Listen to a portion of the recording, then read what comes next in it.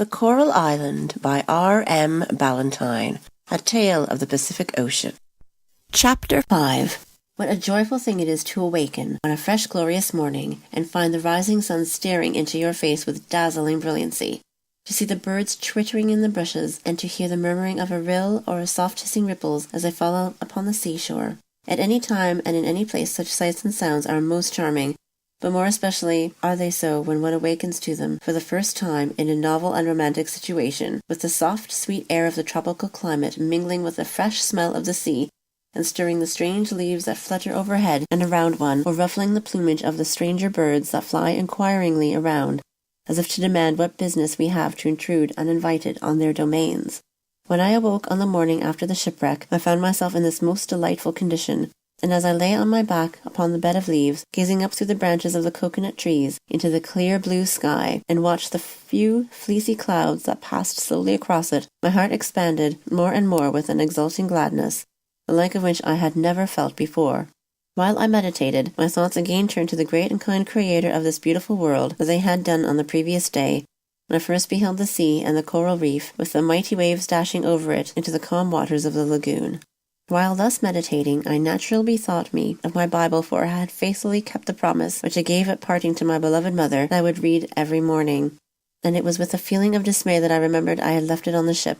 I was much troubled about this. However, I consoled myself with reflecting that I could keep the second part of my promise to her, namely that I should never omit to say my prayers. So I rose quietly, lest I should disturb my companions, who were still asleep, and stepped aside into the bushes for this purpose. On my return I found them still slumbering, so I lay down again to think over our situation. Just at that moment I was attracted by the sight of a very small parrot, which Jack afterwards told me was called a paroquet. It was seated on a twig that overhung Peterkin's head, and I was speedily lost in admiration of its bright green plumage, which was mingled with other gay colours. While I looked, I observed that the bird turned its head slowly from side to side and looked downwards, first with the one eye and then with the other. On glancing downwards, I observed that Peterkin's mouth was wide open, and that this remarkable bird was looking into it. Peterkin used to say that I had not an atom of fun in my composition, that I never could understand a joke. In regard to the latter, perhaps he was right, yet I think that, when they were explained to me, I understood jokes as well as most people.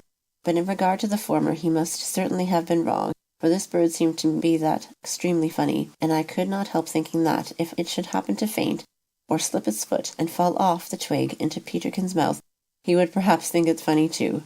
Suddenly the paroquet bent down its head and uttered a loud scream in his face. This awoke him, and with a cry of surprise he started up, while the foolish bird flew precipitately away. "Oh, you monster!" cried Peterkin, shaking his fist at the bird. Then he yawned and rubbed his eyes, and asked what o'clock it was. I smiled at this question, and answered that, as our watches were at the bottom of the sea, I could not tell, but it was a little past sunrise. Peterkin now began to remember where we were.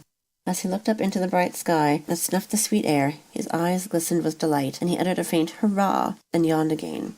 Then he gazed slowly round till, observing the calm sea through an opening in the bushes, he started suddenly up as if he had received an electric shock, uttered a vehement shout, flung off his garments, and, rushing over the white sands, plunged into the water.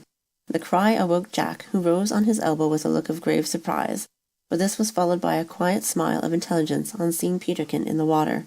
With an energy that he only gave way to in moments of excitement, Jack bounded to his feet, threw off his clothes, shook back his hair, and with a lion-like spring, dashed over the sands and plunged into the sea with such force as to quite envelop Peterkin in a shower of spray.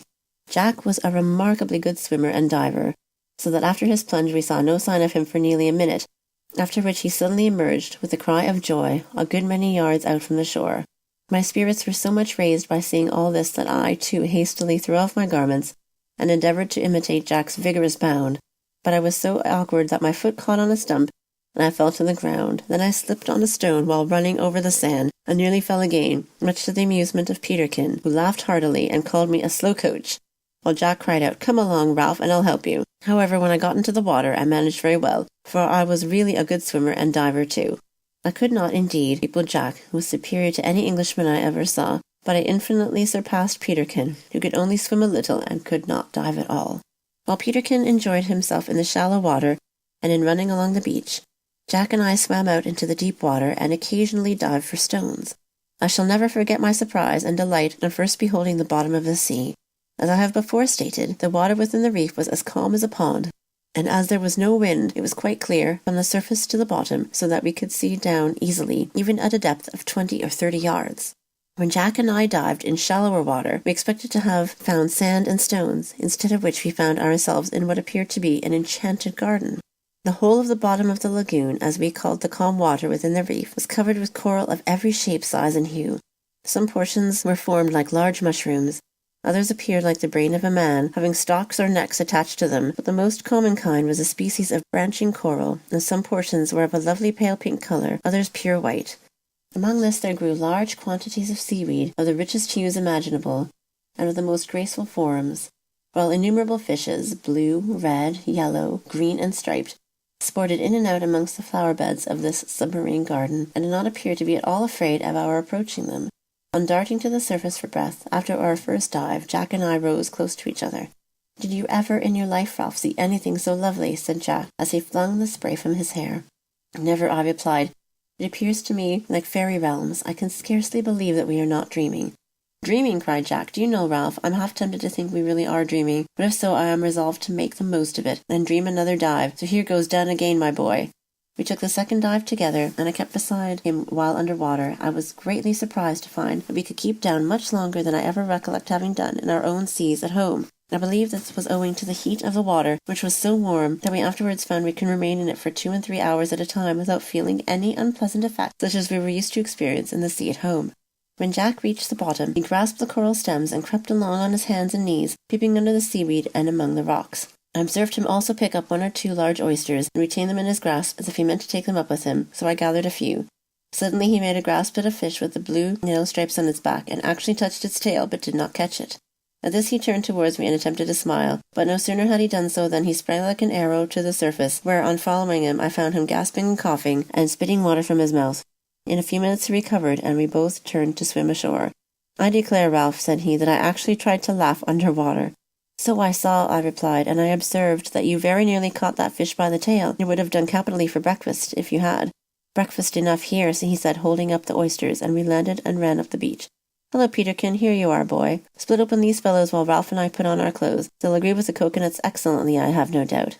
Peterkin, who was already dressed, took the oysters and opened them with the edge of our axe, exclaiming, "Now that is capital. There's nothing I'm so fond of." "Ah, that's lucky," remarked Jack. "I'll be able to keep you in good order now, Master Peterkin. You know you can't dive any better than a cat. So, sir, whenever you behave ill, you shall have no oysters for breakfast." "I'm very glad that our prospect of breakfast is so good," said I, "for I'm very hungry." "Here then, stop your mouth with that, Ralph," said Peterkin, holding a large oyster to my lips. I opened my mouth and swallowed it in silence, and really it was remarkably good. We now set ourselves earnestly about our preparations for the spending of the day. We had no difficulty with the fire this morning, as our burning glass was an admirable one, and while we roasted a few oysters and ate our coconuts, we held a long animated conversation about our plans for the future. What those plans were and how we carried them into effect, the reader shall see hereafter.